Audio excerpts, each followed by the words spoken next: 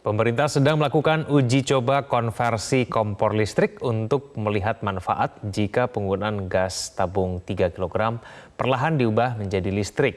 Ada 300.000 kompor listrik yang digunakan pada saat ini. Anggi Hasibuan akan membahasnya dalam At Large pada malam hari ini. Anggi, silakan. Terima kasih, Kevin. Pemirsa, pemerintah punya program konversi kompor induksi bersubsidi.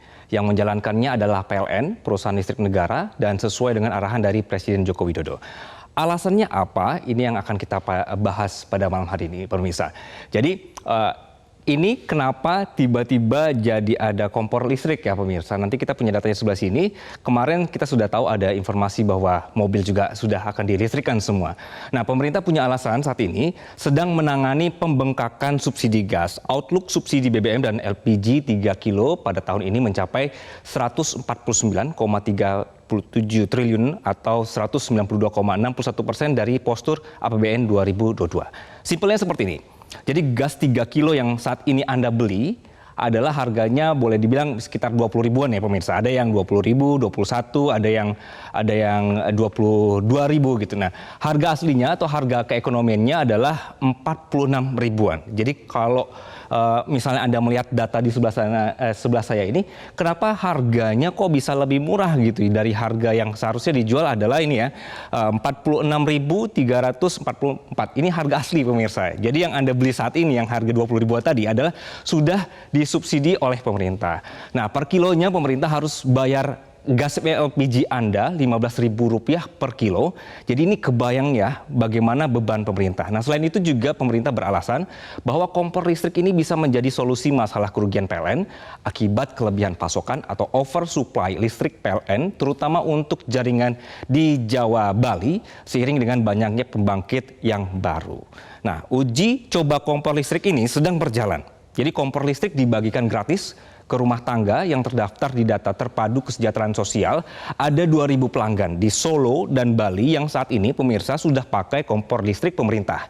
Jadi paket kompor kalau misalnya Anda masuk dalam data ini adalah Anda akan mendapatkan satu kompor listrik, kemudian satu alat masak dan juga satu miniatur circuit breaker atau MCB atau jalur daya khusus untuk kompor listrik juga nanti juga akan diberikan. Nah, per paket ini harganya adalah 1,8 juta rupiah. Tahun ini jumlahnya akan dinaikkan sampai 300.000 unit kompor listrik dan tahun depan akan ada 5 juta unit yang direncanakan. Bertahap ya, dari 2.000 kemudian 300.000 baru ke 5 juta. Penghematannya seperti apa sih gitu ya.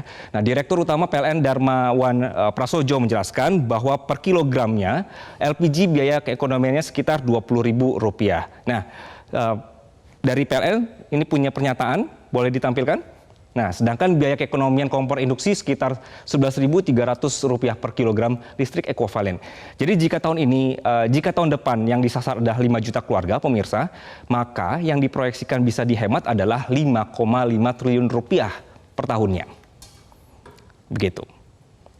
Baik, dalam uji penelitian yang sudah dilakukan, PLN melepas biaya listrik untuk memasak sama dengan Rp4.550 yang dibayarkan ke masyarakat. Artinya, per kalori memasak ini dibandingkan dengan LPG akan lebih murah Rp700. Selisih Rp700 ini didapatkan dari selisih apabila masyarakat pakai LPG subsidi senilai Rp5.250 per kilogramnya dengan kompor listrik yang menghabiskan Rp4.550. Simpelnya, ini diklaim kalau misalnya memakai kompor listrik induksi yang sekarang sedang dibagikan ini pemirsa adalah Rp8.000 lebih murah per kilonya.